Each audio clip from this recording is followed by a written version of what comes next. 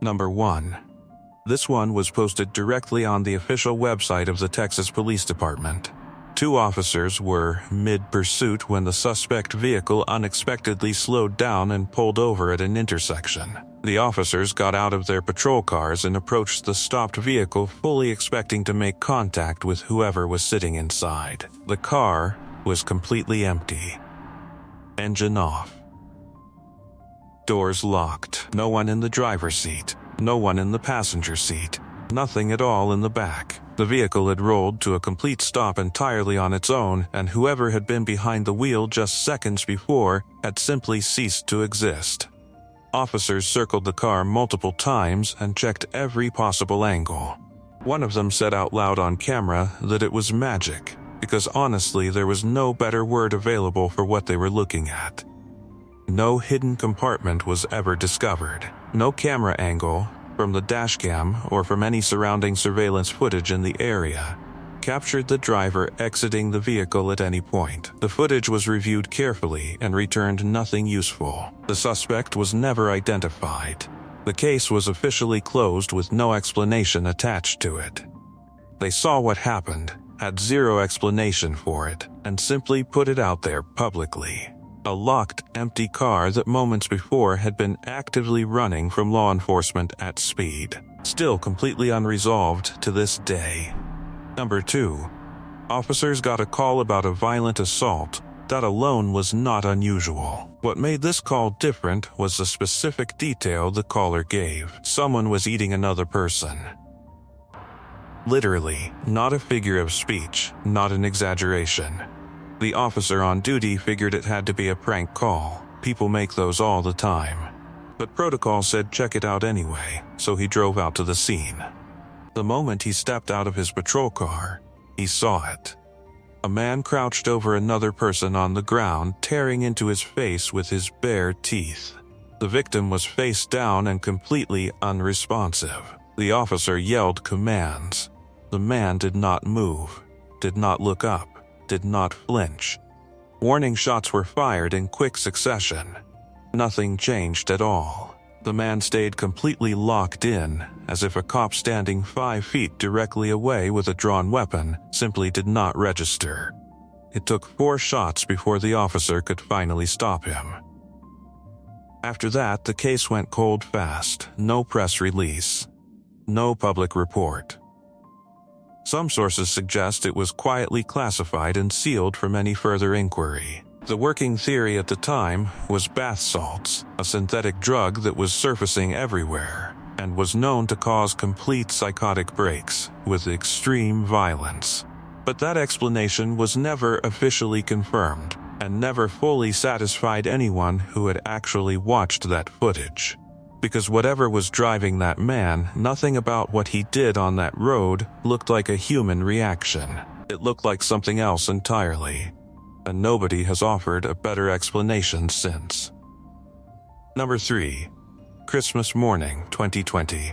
6 in the morning in downtown Nashville, Tennessee. A robotic female voice began broadcasting from a parked RV on 2nd Avenue, repeating the same message on a continuous loop. Evacuate the area. All buildings must be cleared now. If you can hear this message, leave immediately. All buildings in this area must be evacuated now. All buildings in this area must be evacuated now. If you can hear this message, evacuate now. If you can hear this message. Officers arrived and began moving residents away from the vehicle. One of them, clearly audible on his Bodycam, said the whole scene felt like something straight out of The Purge. That comparison was not an exaggeration. Between the evacuation warnings, the RV was also playing a 1964 pop song called Downtown by Petula Clark, a cheerful, upbeat track about how the energy of the city will lift your spirits when you are feeling low. Playing on a loop in between countdown announcements that the vehicle itself was about to detonate. The RV detonated on schedule. The blast tore through the AT&T building on 2nd Avenue and sent shockwaves through more than 50 surrounding structures. Several partially collapsed. The Bodycam footage from immediately after looks exactly like a disaster zone. officers moving slowly through dense dust and rubble, stopping to check on strangers they passed in the debris. The man responsible was Anthony Quinn Warner, 63 years old. His girlfriend had called police 16 months before the attack specifically to report he was building explosives in that same RV. That call was never followed up on. Days before Christmas, a neighbor asked what Santa was bringing, and Warner replied the world was never going to forget him. It did not. Warner died inside the vehicle at the moment of detonation. His motive was never officially confirmed. Number 4. New Year's Eve, 2022. A neighbor in a small Polish town called police after hearing sounds from a house next door that he simply could not identify.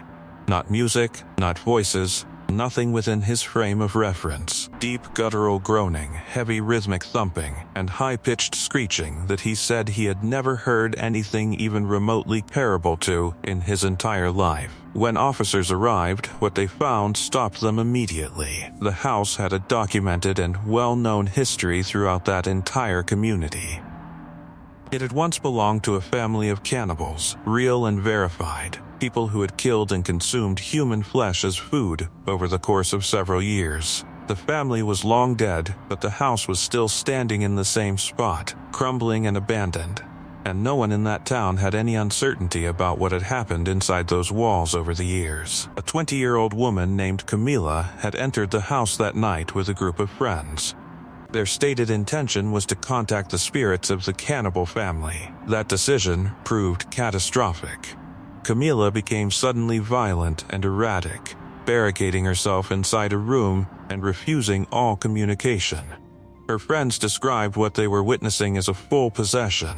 Officers tried to reach her verbally. It did not work. They attempted entry through the attic from outside the building. That also failed.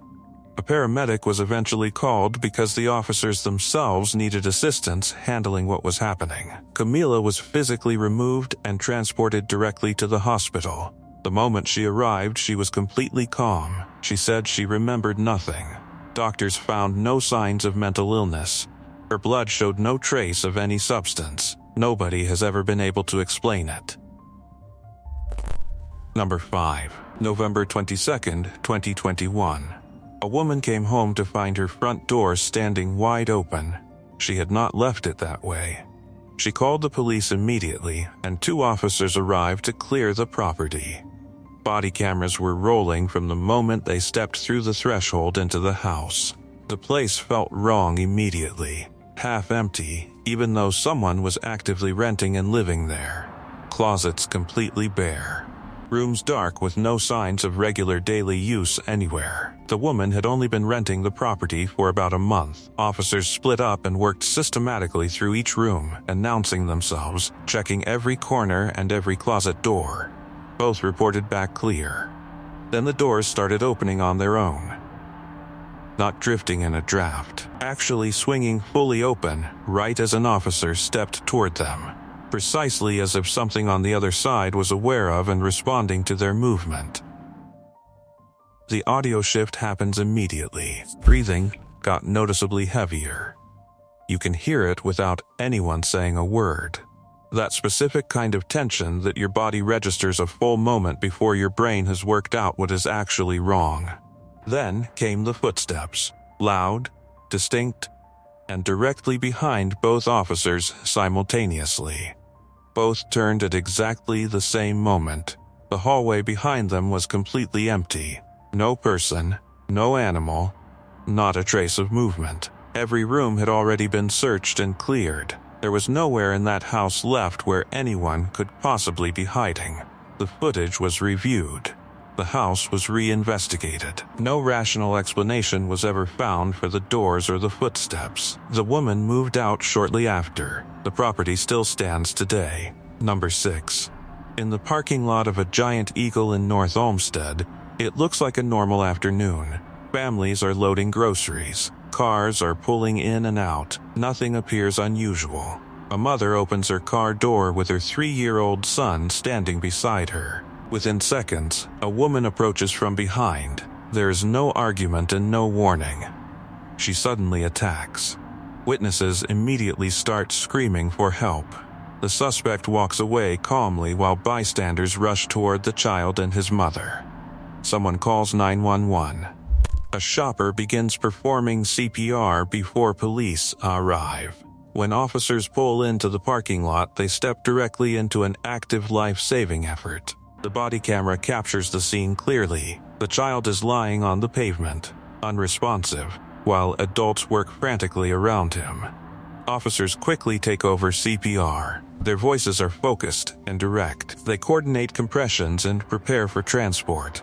A patrol car is positioned to clear the way. Within moments, paramedics arrive and move the child into the ambulance. There is no confusion about what happened. It was sudden and deliberate. The shocking part is how fast everything changed. Just minutes earlier, it was an ordinary shopping trip. Now it is a crime scene filled with emergency vehicles and frightened witnesses. The footage does not exaggerate anything. It shows a rapid, violent act followed by desperate attempts to reverse the damage. The contrast between normal life and sudden tragedy is what makes this moment so disturbing. Number 7. June 6, 2024.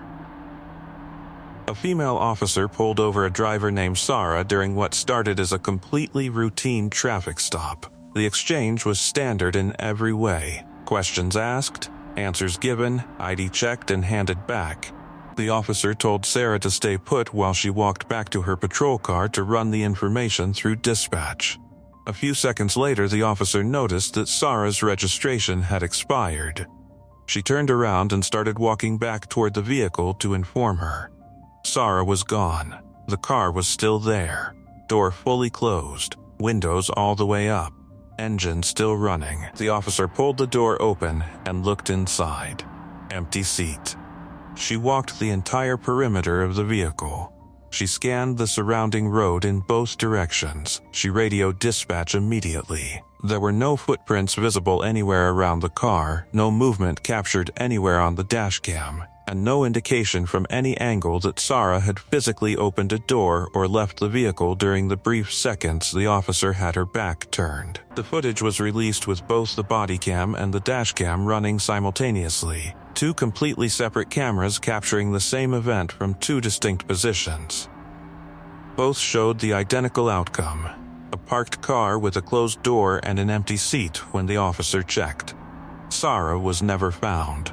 No follow-up statement was ever made public. Whether this is an editing trick, a camera anomaly, or something without a rational explanation, no one has definitively settled it. The footage still has no conclusion attached to it. Number 8. October 7th, 2016.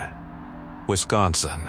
Multiple calls were coming in about two people in full clown costumes, standing along the road at night, stopping traffic, and in some cases following vehicles on foot. An officer was dispatched to the scene. This was not a single isolated incident. This was happening during a sustained stretch of weeks when clown sightings were being reported simultaneously across dozens of states and in several other countries at the exact same time. It was not a regional prank or a local joke. People in full clown costumes were appearing in parking lots, residential streets, wooded areas, and public roads after dark on a consistent nightly basis. Some were simply standing and staring. Others were actively chasing pedestrians. Several documented incidents involved direct physical attacks on complete strangers. Law enforcement across multiple states was fielding calls every single night with no coherent explanation for what was behind it all. The officer found both figures standing exactly where they had been reported, on the dark side of the road. He ordered them to raise their hands. And this is where the clip becomes something entirely different from everything else on this list. They did not run. They did not speak. Both of them slowly raised their arms wide out to either side in unison and went completely still, eyes locked directly on the officer. Not blinking, not reacting, holding that exact position in total silence. No weapons were found. Nothing illegal had technically occurred at that moment. The officer could not make an arrest. He could only hold his ground while two figures in full costume stared back at him from the dark road. The dashcam cuts before anything resolves. What happened next was never released.